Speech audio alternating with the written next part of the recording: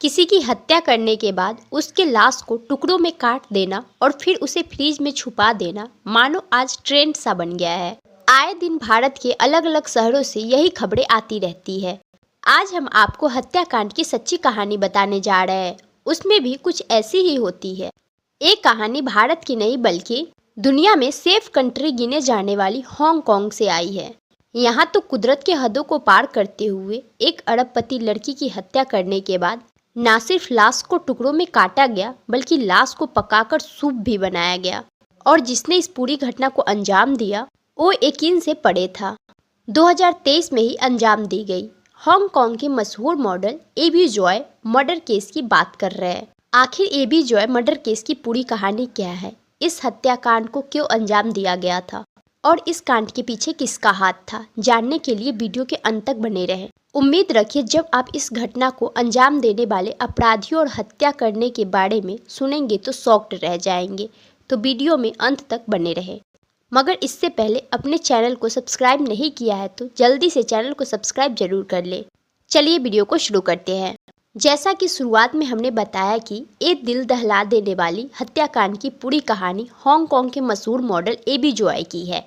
AB Joy का जन्म 11 जुलाई 1994 को हांगकांग के बेहद ही रईस परिवार में हुआ था। एबी जॉय के पिता जाने माने बिजनेसमैन हैं। एबी जॉय दिखने में बहुत ज़्यादा खूबसूरत थी, इसलिए ये पढ़ाई लिखाई पूरा करने के बाद मॉडलिंग के दुनिया में करियर बनाने का फैसला करती है और अपने प्रोफेशनल जीवन की शुरुआत बतौर मॉडलिंग करती है।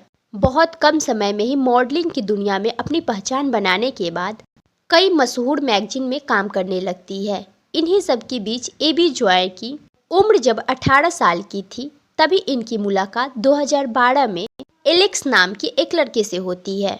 एक तरफ एबी जॉय अरबपति घराने की बेटी थी तो लड़का एक सामान्य मिडिल क्लास फैमिली से था।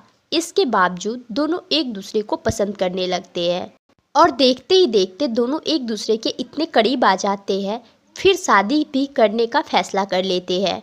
दोनों महज 18 साल की उम्र में ही शादी कर लेते हैं। शादी करने के बाद इन दोनों की जिंदगी अच्छी तरीके से आगे बढ़ते रहती है। कुछ समय बाद ये दोनों 2 बच्चों के माता पिता भी बनते हैं। अमूमन शादी और माँ बनने के बाद लड़कियां मॉडलिंग की दुनिया से दूर होने लगती है, लेकिन एबी जॉय अपनी मेहनत की वजह से अपनी मॉडलिंग की दुनिया में और ज़्यादा चमकने लगती है। इनकी मॉडलिंग की दुनिया तो अच्छी चल रही थी, मगर अब इनकी शादीशुदा जिंदगी में उतार चढ़ाव आने शुरू हो गए थे और देखते ही देखते ये उतार चढ़ाव इतना ज़्यादा बढ़ जाता है कि अब ये दोनों में अक्सर विवाद होने लगता है और शादी के चौथे ही साल ये दोनों एक दूसरे से तलाक लेने का फैसला करते हैं। तलाक लेने के बाद एबी जॉय की दोस्ती हांगकांग के मशहूर चीन के रेस्टोरेंट के मालिक के बेटे क्रिस टेम से हो जाती है।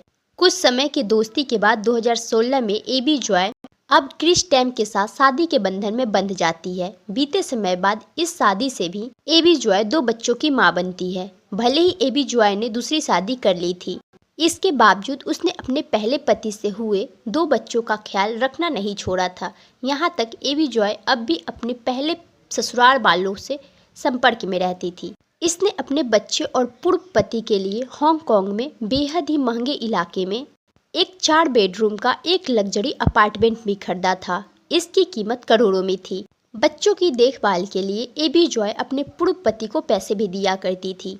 पूर्व पति का भाई एंथोनी बहुत कामयाब नहीं था, इसलिए एबी ने उसे अपना प्राइवेट ड्राइवर रख लिया था और बदले में उसे अच्छे खासा सैलरी दिया करती थी। दूसरी शादी करने के बाद भी एबी जॉय आदर्श माँ और जिम्मेदार महिला थी।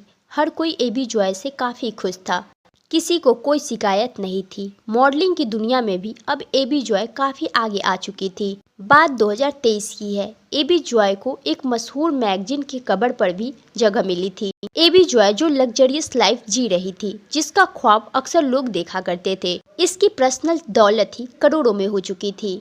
मॉडलिंग के दुनिया में जलवे बिखेरने के साथ साथ एबी जॉय अपने बच्चों का भी अच्छे से ख्याल रखती थी और वो अपने बच्चों को खुद ही स्कूल छोड़ने और स्कूल से लाने जाती थी। मगर 21 फरवरी 2023 को एबी जॉय अपने बच्चों को रिसीव करने वाले समय पर नहीं पहुंचती है।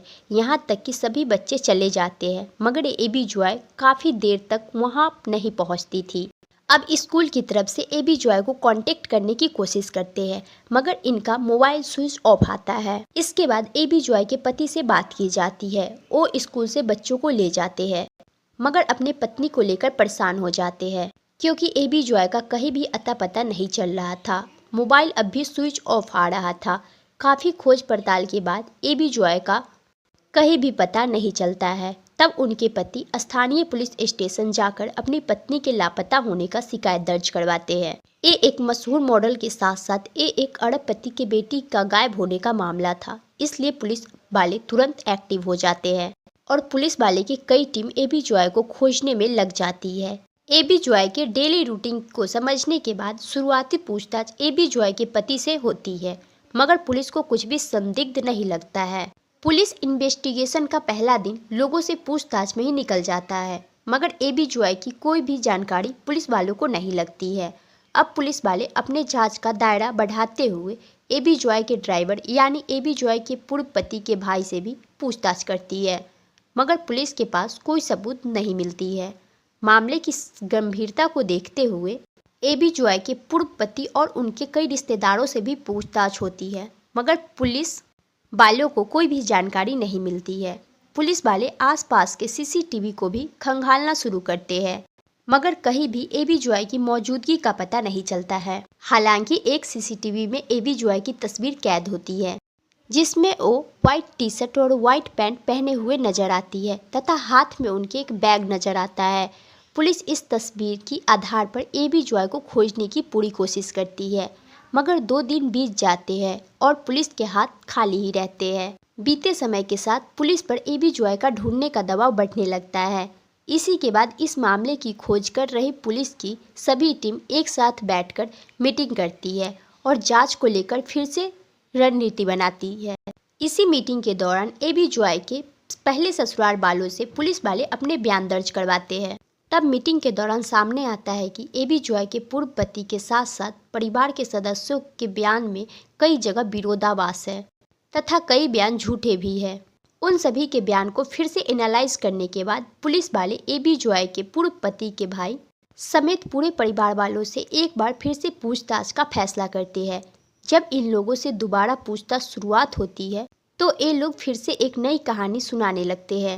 अब पुलिस वाले को शक होने लगता है कि जरूर एबी जॉय को गायब होने में इन लोगों का हाथ है, इसलिए इन सभी का बयान का मिलान एक तथ्यों से किया जाने लगता है तथा इन सभी का बयान झूठे साबित होने लगते हैं। इसके बावजूद इन लोगों को गिरफ्तार नहीं किया जाता है और पूछताछ के बाद छोड़ दिया जाता है और पुलिस अपने आधार पर जांच आगे बढ़ाते रहती है। जांच के दौरान सामने आता है कि एबी जॉय के पूर्व पति समेत परिवार के दूसरे सदस्यों को पिछले कुछ दिनों से पास के एक बेहद ही पिछड़े गांव की तरफ आते जाते देखा गया है।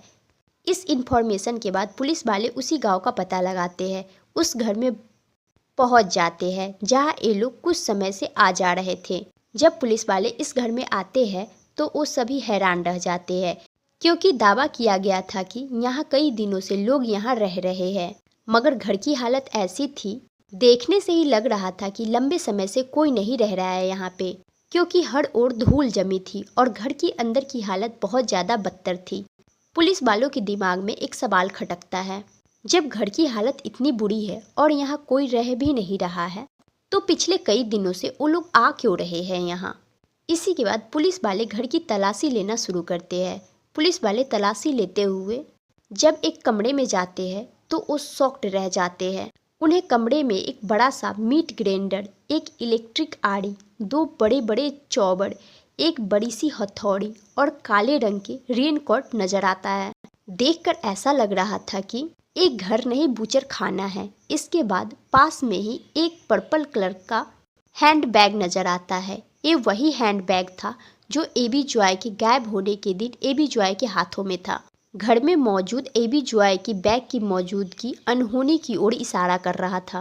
पुलिस वाले आगे तलाशी लेते हुए किचन तक जाते हैं तो उन्हें एक बड़ा सा सूप पॉट नजर आता है जो पूरी तरीके से भरा हुआ था।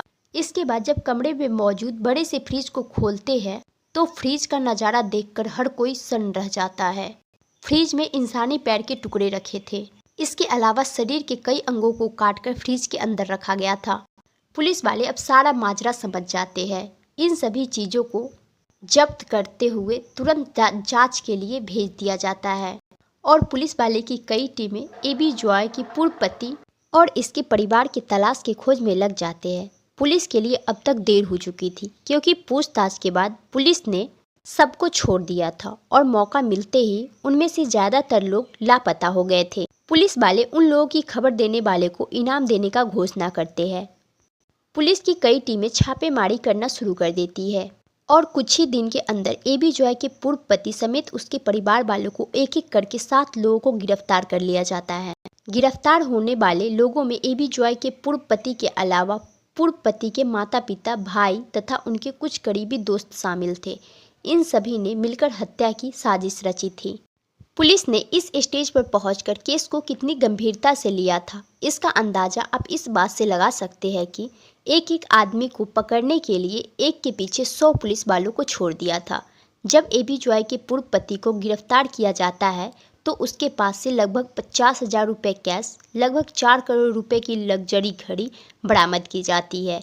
ये सभी घड़ी एबी जॉय की थी जो एलेक्स ने हत्या करने के बाद चुराई थी। इन सभी की गिरफ्तारी के बाद पूछताछ का सिलसिला जारी होता है और पुलिस हत्या के असल कारणों को समझने की कोशिश करते हैं। पहले तो ये लोग एबी जॉय की हत्या से इनकार करते हैं, मगर आगे जो खुलासा होता है वो हिला देने वाला होता है। पूछताछ में किए गए खुलासे के मुताबिक एबी जॉय ने 2019 में अपनी पहली शादी से हुए दोनों बच्चों की देखभाल के लिए अपने पूर्व पति को 4 बेडरूम वाला एक लग्जरी अपार्टमेंट खरीद कर दिया था। टैक्स बचाने के लिए एबी जॉय ने ये अपार्टमेंट अपने पूर्व ससुर के नाम पर खरीदा था। एबी जॉय के पूर्व पति के साथ उनका पूरा परिवार यहाँ खुशी खुशी रहता था। सब कुछ अच्छा चल रहा था। लेकिन 2023 की शुरुआत में एबी जॉय इस लग्जरियस अपार्टमेंट को बेचने का फैसला करती है। इस अपार्टमेंट को बेचकर एबी जॉय एक दूसरा और थोड़ा सस्ता घर खरीदकर इन लोगों को देना चाहती थी। इस फ्लैट की मौजूदा कीमत भारतीय रुपए में बात करें तो 70 करोड़ रुपए के आसपास थी। तुरंत ही एबी जॉय के पूर्व पति समेत उसके परिवार वाले एबी जॉय के इस डिसीजन का विरोध करना शुरू कर देते हैं।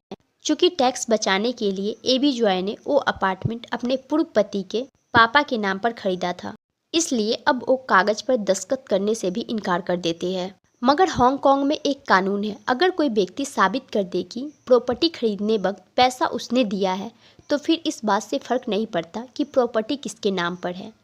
पैसा देने वाला अपनी मर्जी से प्रॉपर्टी को बेच सकता है। इसी के बाद कानूनी सलाह लेने के बाद फ्लैट को बेचने का कागज बनवाना शुरू कर देती है और इस फ्लैट के डील को फाइनल करने में लग जाती है। इससे परेशान होकर एबी जॉय के पूर्व पति समेत उसके परिवार वाले मिलकर खौफनाक साजिश रचते हैं और तय किया जाता है कि एबी जॉय इस फ्लैट को बेचे, इससे पहले ही इसका काम तमाम कर दिया जाए। इसी साजिश के बाद एबी जॉय का ड्राइवर एबी जॉय को लेकर बच्चों को पिक करने के लिए स्कूल की तरफ निकलता है तो रास्ते में एक सुरंग के पास गाड़ी रोक देता है। गाड़ी रुकते ही उसमें एबी जॉय का पूर्व पति आकर बैठता है। पूछे जाने पर कहता है, मुझे बस थोड़ी दूर ही जाना है। इसके बाद एबी जॉय उसे बैठने की इजाज़त दे देती है।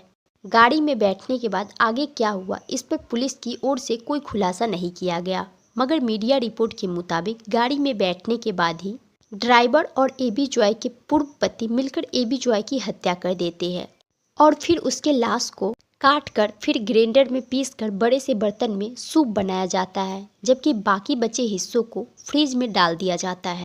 ये लोग लाश के टुकड़े को छोटा छोटा करके सूप बनाते रहते हैं। इन लोगों का प्लान था कि इसी तरह लाश के टुकड़े करते हुए एबी जॉय का नामो निशान मिटा दिया जाएगा, मगर पुलिस की बड़ी सक्रियता के बीच इन लोगों को अपना प्लान बदलना पड़ता है और सभी आरोपी पुलिस की पकड़ मजबूत होता देख बचने की कोशिश में लग जाते हैं। मगर पुलिस की सक्रियता के बीच हर किसी की चालाकी फीकी पड़ जाती है। सबके सब पकड़े जाते हैं। जब पुलिस ने किचन में सूप के बर्तन को देखा था तो पुलिस वालों को लगा था कि शायद उन लोगों ने अपने खाने के लिए इसमें सूप बनाया है, मगर आगे की जांच में खुलासा होता है कि बर्तन में जो सूप था वो असल में एबी जॉय की मांस से बनाया गया था। फिलहाल पुलिस सभी आरोपियों पर हत्या की धाराओं के तहत मामला दर्ज करके आरोपियों को जेल भेज चुकी है और बहुत जल्दी इस मामले का ट्रायल भी कोर्ट में शुरू होने वाला है। अब ये तो आने वाले समय में ही पता लगेगा इन आरोपियों को कोर्ट से क्या सजा मिलती है। वैसे हांगकांग के कानून के मुताबिक संभव है कि 7 में से अधिक को एबी जॉय की हत्या करने की जुर्म में उम्र कैद की सजा मिल सकती है। ऐसे आपके अनुसार इन दरिंदों को क्या सजा मिलनी चाहिए? कमेंट बॉक्स में ज़रूर बताएं। हमारी मेहनत पसंद आई हो तो इस वीडियो को लाइक करते हुए शेयर भी ज़रूर करें और ऐसे कहानी और देखने के लिए चैनल को सब्सक्राइब ज़रूर कर लें।